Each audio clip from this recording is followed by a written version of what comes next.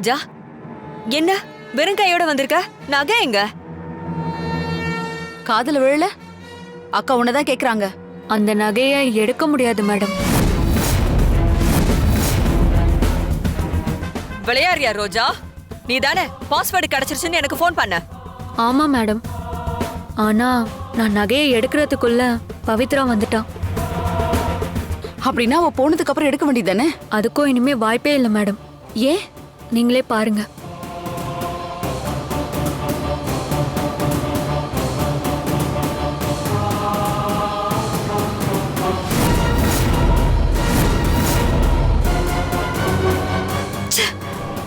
சிசிடிவியா? இதே எப்ப மாட்டினாங்க? இன்னைக்குதான் மேடம்.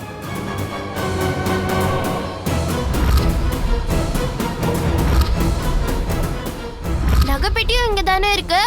அதுக்கும் ஒரு சேஃப்டி வேணும்ல. அதான் நான் இப்படி ஒரு ஐடியா பண்ணேன். இதுக்கப்புறம் அந்த ரூம்குள்ள என்ன நடந்தாலும் அது இந்த கேமரால ரெக்கார்ட் ஆயிடும். அதுவும் இல்லாம இது எல்லாமே நேரா வேணோட போனுக்கு போற மாதிரி செட் பண்ணி வச்சிருக்காங்க. அதனாலதான் மேடம் என்னால நகையை எடுக்க முடியல.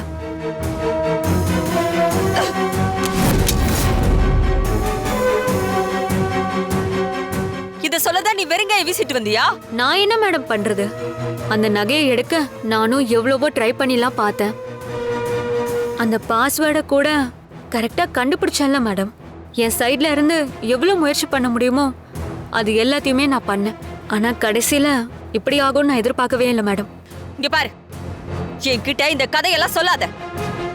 எனக்கு ரீசனை விட ரிசல்ட் தான் ரொம்ப முக்கியம். நீ அந்த சிசிடிவிக்கு தெரியாம மறைச்சு எடுப்பியோ இல்ல அதை உடைச்சு எடுப்பியோ எனக்கு தெரியாது. எனக்கு அந்த நகை வேணும். போ முதல்ல இங்க இருந்து.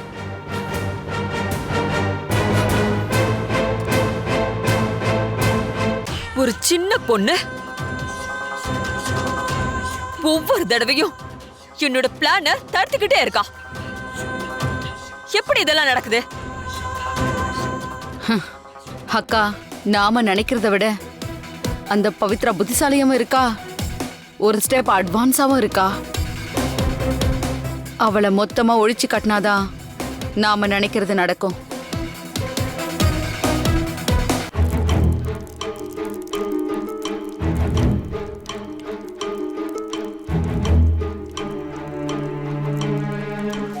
அண்ணி, கேஸ் சிம்ல வைக்காம இவ்ளோ ஹைல வச்சிருக்கீங்க. எப்படி கொதிக்குது?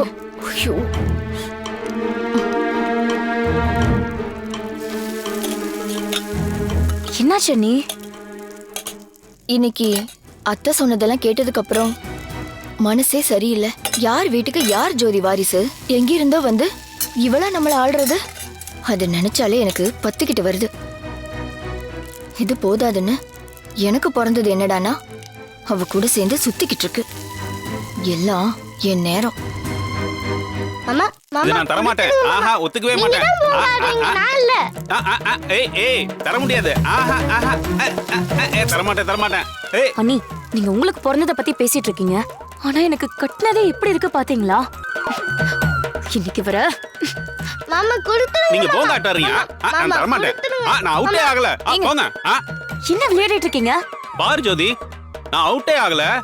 அவுட் அவுட்னு சொல்லி எல்லாம் ஏமாத்துறாங்க. நீயே நியாயங்களு. நீங்க தாச்சும் உங்களுக்கு கேட்ட போறேன். சின்ன பசங்க கூட சரிக்கு சமமா விளையாடிட்டு இருக்கீங்க. போய் வேலையை பாருங்க. 40 வயசுல தோனி இன்னும் விளையாடிட்டு தானே இருக்காரு. போங்கன்னு சொல்றேன்ல. போறேன் போறேன். கொஞ்ச நேரம் சந்தோஷமா இருந்துட கூடாது. என்னது? புடவை நல்லா இருக்குன்னு சொன்னேன். மாமா, என்ன? பேட்டை கொடுத்துட்டு போங்க. புடி. ரொம்ப தேங்க்ஸ் அத்தை. ஏய், அர்ஜுன் எங்க? அவனை காணோம். அண்ணன் தானே, அதோ அங்க விளையாண்டுக்கிட்டு இருக்கான்.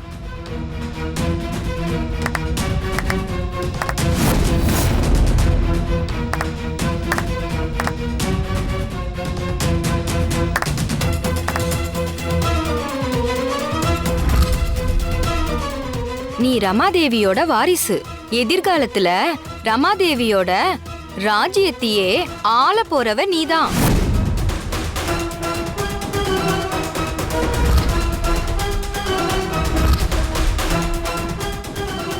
கண்டிப்பா அவன் தான் உனக்கு உறுதுணையா நிக்க போறான். இதுதான் நடக்க போகுது. நீங்க 2 பேரும் சேர்ந்து தான் எதிர்காலத்துல எல்லாரையும் ஜெயிக்க போறீங்க.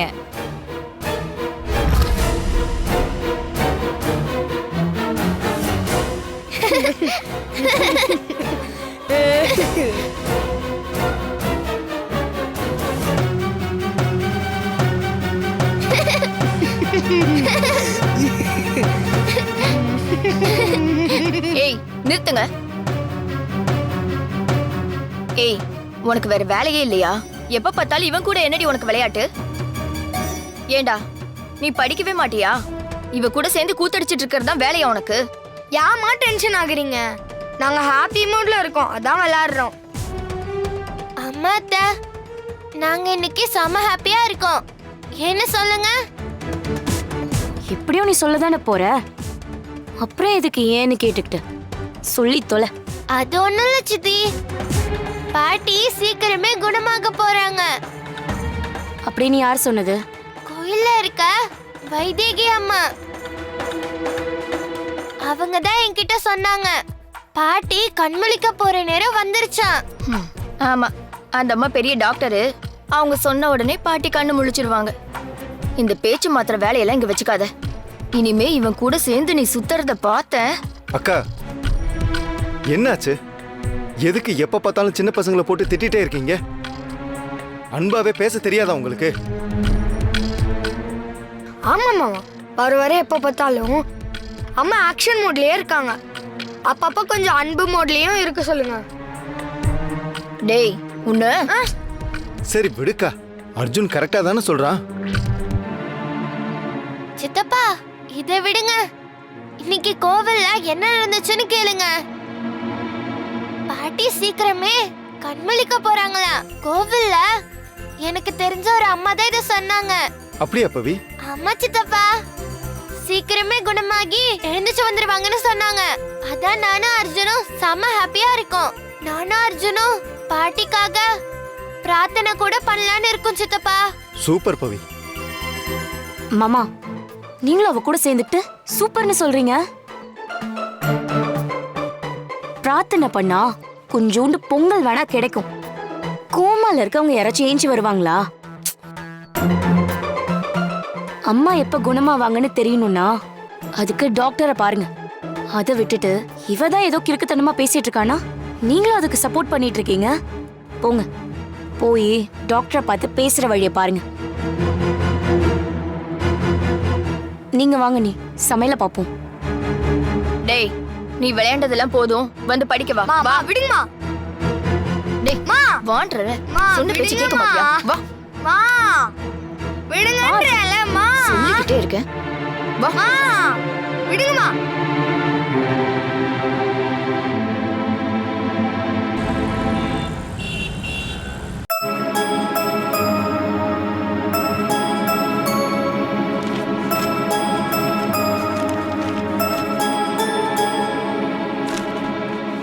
ஒன்றும் பிரச்சனை இல்லை, எல்லாம் நார்மல் லெவலில் தான் இருக்கு. ஆக்சுவலாக வயசான காலத்தில் இந்த மாதிரி கோமாக்கு போயிட்டா சிலருக்கு ரொம்ப மோசமாக போயிடும். ஆனால் மேடத்துக்கு அப்படி எந்த பிரச்சனையுமே இல்லை. ஆமா டாக்டர், நாங்க பேசினா கூட அதை அவங்களால கேட்க முடியுது. அடிக்கடி விரல கூட அசைச்சு காட்டுறாங்க. அப்படின்னா ஓரளவுக்கு அவங்களுக்கு கான்சியஸ் இருக்கு டாக்டர். அதுவும் இல்லாம இன்னைக்கு கோவில்ல ஒருத்தவங்க பாட்டி சீக்கிரமே குணமாக போறாங்கன்னு ரொம்ப நம்பிக்கையா சொன்னாங்க. அவங்க சொன்ன மாதிரியே பாட்டி கண் முழிச்சிருவாங்கன்னு எனக்கு கண்டிப்பா தோணுது டாக்டர். இன்ஃபேக்ட் நானே இதை பற்றி பேசணும்னு நினச்சேன், நீங்களே இங்கே வந்துட்டீங்க. ரமா மேடத்துக்கு வந்திருக்கிற கோமா ரெக்கவர் பண்ணக்கூடிய ஸ்டேஜில் தான் இருக்கு. அதுக்கு சரியான மெடிகேஷன் கொடுத்தா அவங்க திரும்ப நார்மல் ஆயிடுவாங்க. அது சம்பந்தமா நான் தேடி பார்த்தப்ப தான் எனக்கு ஒருத்தர் பற்றி தெரிய வந்துச்சு. அவர் தான் டாக்டர் முத்துசாமி பாண்டியன். நம்ம ஊர் தான், தமிழ்நாட்டுக்கார் தான். ஸ்டான்லி ஹாஸ்பிட்டலில் டீனா கூட இருந்தார். இப்போ அமெரிக்காவில் இருக்கிற ஜான் ஹாப்கின்ஸ் ஹாஸ்பிட்டலில் சீஃப் நியூராலஜிஸ்டாக இருக்காரு. இந்த மாதிரி கோமா ஸ்டேஜுக்கு போனவங்கள பல பேரை அவர் ட்ரீட்மெண்ட் மூலமாக குணமாக்கியிருக்காரு. அவரை வர வச்சா கண்டிப்பா மேடத்தை 100% கியூர் பண்ணிடலாம். அப்படின்னா அவரை உடனே வர வைக்க வேண்டியதுதானே டாக்டர்? அதில் தான் ஒரு சின்ன சிக்கலே இருக்கு. அவரோட அப்பாயின்மெண்ட் கிடைக்கிறது சாதாரண விஷயம் கிடையாது, ரொம்ப கஷ்டம். டாக்டர், அதுக்கு எவ்வளோ செலவானாலும் பரவாயில்ல, அதை நாங்கள் பார்த்துக்குறோம். நீங்கள் எப்படியாவது அவரை மட்டும் வர வைங்க. உங்களை விட பெரிய பெரிய பணக்காரங்க, கோடீஸ்வரங்கள்லாம் அவரோட அப்பாயின்மெண்ட் கிடைக்க காத்துக்கிட்டு இருக்காங்க. அவ்வளோ ஈஸியா அவரை வர வைக்க முடிஞ்சிருந்தா இந்நேரம் நானே செஞ்சிட்டு இருப்பேனே. இருந்தாலும் நான் என் சைடில் என்ன முயற்சி எடுக்க முடியுமோ அதை எல்லாத்தையும் நான் செய்கிறேன். அதே மாதிரி நீங்களும் உங்களோட சைடில் கான்டாக்ட் பண்ண ஏதாவது வழி இருக்கான்னு பாருங்க. நீங்கள் அவரை பற்றி கூகுளில் சர்ச் பண்ணாலே நிறைய டீட்டெயில்ஸ் கிடைச்சிடும். ஆனால் மறுபடியும் சொல்கிறேன், அவரோட அப்பாயின்மெண்ட் கிடைக்கிறது ரொம்ப பெரிய விஷயம். அதை மட்டும் நீங்கள் ஓகே பண்ணிட்டீங்கன்னா மேடத்தை 100% கியூர் பண்ணிடலாம். சரியா? சரிங்க டாக்டர், நான் உடனே அவரை பற்றி விசாரிச்சு எப்படி வர வைக்கிறதுன்னு பார்க்குறேன். ரொம்ப தேங்க்ஸ் டாக்டர். ஓகே வேணும். அப்போ நாங்கள் கிளம்புறோம் டாக்டர். கிளம்புங்க. தேங்க்ஸ். வா பவி.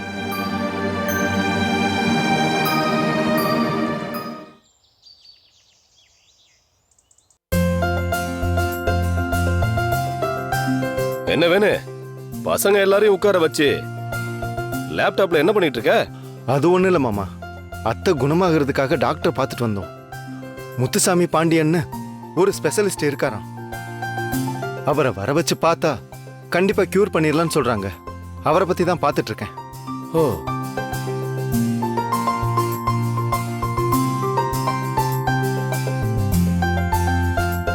பவி, இதோ இவர் தான் அந்த டாக்டர்.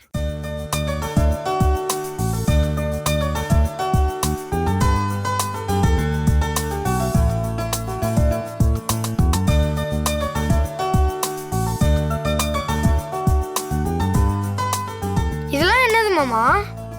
அந்த டாக்டர் பத்தி வந்திருக்க ஆர்டிகல்ஸ் எல்லாருமே ரொம்ப நல்லா தான் போட்டிருக்காங்க. அப்படின்னா அவரை கூட்டிட்டு வந்தா பாட்டி கண் முழிச்சிருவாங்களே சித்தப்பா? கண்டிப்பா. ஆனா ரொம்ப பிஸியான டாக்டர் போல. என்ன சொல்ற வேணும்? ஆமா, இவரோட அப்பாயின்மெண்ட் கிடைக்கிறது அவ்வளோ ஈஸி கிடையாதான். சில பேரெல்லாம் 2-3 வருஷம் கூட இவரோட அப்பாயின்மெண்ட்காக அலைஞ்சிட்டு இருந்தோன்னு போட்டிருக்காங்க. சுத்தம். அப்படின்னா அத்தை கண்ணு முழிக்க இன்னும் 3 வருஷம் ஆகும்னு சொல்லு. அத்தை, ஏன் நெகட்டிவா பேசுறீங்க? அப்படியெல்லாம் பேசாதீங்க. கோவில்ல தான் சொன்னாங்கல்ல, பாட்டி சீக்கிரமாவே கண் முழிச்சிருவாங்கன்னு. அப்படின்னா உன் பாட்டியை கூட்டிட்டு போய் கோயிலே வச்சு ட்ரீட்மெண்ட் கொடுக்க வேண்டியதானே?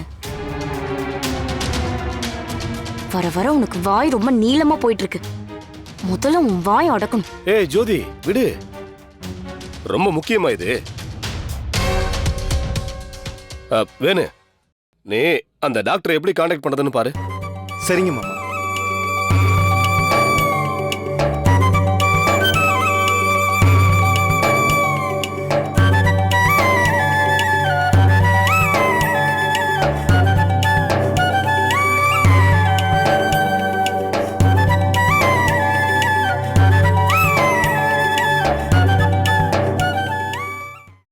ஹை, காயத்ரி பாட்டி. பாட்டி எப்படி டாக்டரோட இருக்காங்க? என்ன சித்தியா? எங்க காட்டு.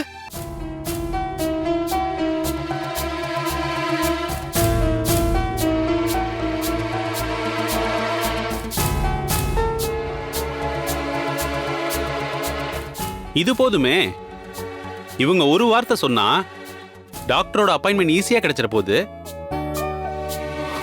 அதெல்லாம் ஒன்றும் தேவையில்லை, நாமளே அவரை கான்டாக்ட் பண்ணிக்கலாம். டேய் வேணு, இப்ப இந்த ஈகோலாம் தேவையில்லாது. நமக்கு தேவை அம்மாவை குணமாக்கணும், அதானே? ஏதோ பிசினஸ் விஷயத்துல அவங்க ஹெல்ப் வேணான்னு நினைச்ச, அதை சரின்னு சொல்லிட்டோம். ஆனா இது அப்படி இல்ல. நீ சுமாரு. ஆனா காயத்ரி பாட்டி நம்மளுக்கு ஹெல்ப் பண்றதுக்கு ஒத்துக்குவாங்களா? எப்படி ஒத்துப்பாங்க? இவதான் அவங்கள அந்த பேச்சு பேசியிருக்காளே, மதிக்க கூட மாட்டாங்க. இல்ல இல்ல, நானோ வேணுவோ கேட்டா அத்தை யோசிப்பாங்க. ஆனா நீங்க 2 பேரும் போய் கேட்டா கண்டிப்பா ஒத்துப்பாங்க. நாளைக்கு முத வேலையா நீங்க 2 பேரும் போய் அத்தைய பார்த்து இத பத்தி பேசுங்க. சரியா? சரி சரி போறோம். ஆனா பாத்தியா ஜோதி, என்னமோ அத்தைய சாமி தான் காப்பாத்த போகுதுன்னு இங்க ஒருத்தி அழந்து விட்டுட்டு இருந்தா. கடைசியில அவங்கள காப்பாத்த போறதே நீயும் நானும் தான் போல.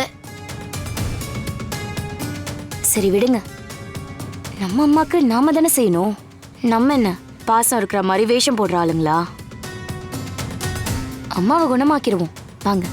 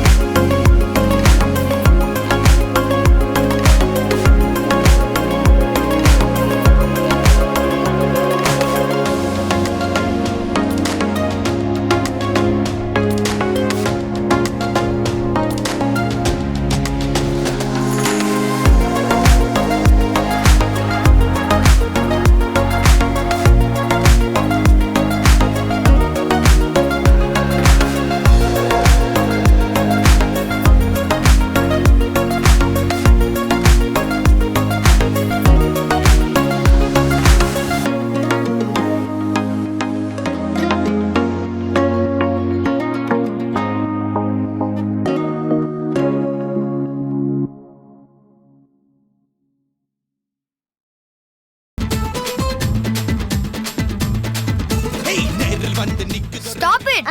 அவன் ஐயோ அண்ணா நடிக்காத. நானும் தெரிஞ்சுதான் சொன்னேன். ஆமா என்ன பண்ணிட்டு இருக்கீங்க? வீடியோ எடுத்துட்டு இருக்கோம் அர்ஜுன். நீங்க மட்டும் எடுத்தா போதுமா?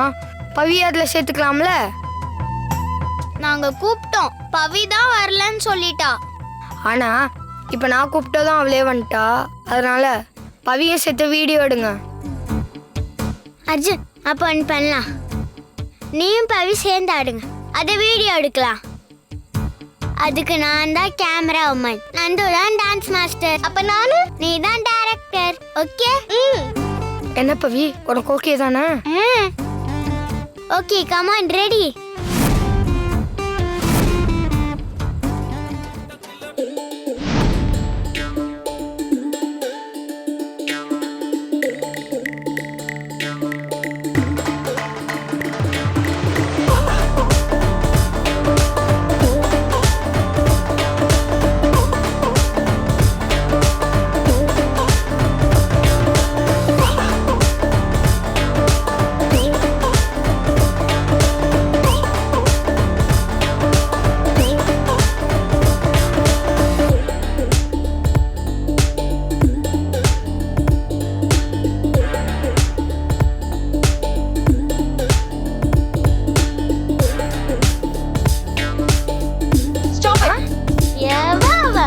ஐயோ அம்மா,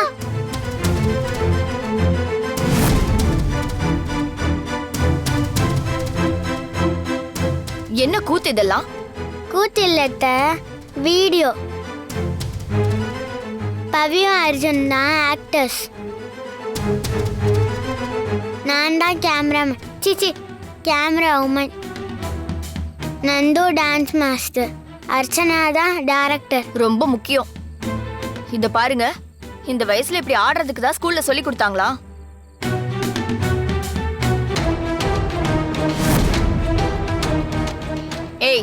முதல்ல அவன் கையை விடுறி.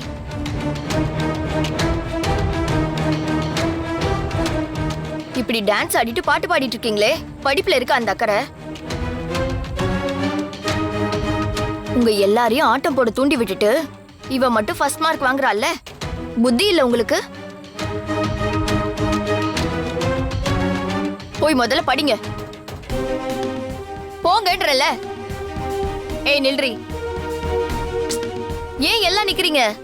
நீங்க தான் நிக்க சொன்னீங்க. ஐயோ, நான் இவ்வளவு மட்டும் தான் சொன்னேன். நீங்க போங்க. போறோம். ஏய், நீ இந்த பக்கம் போடி.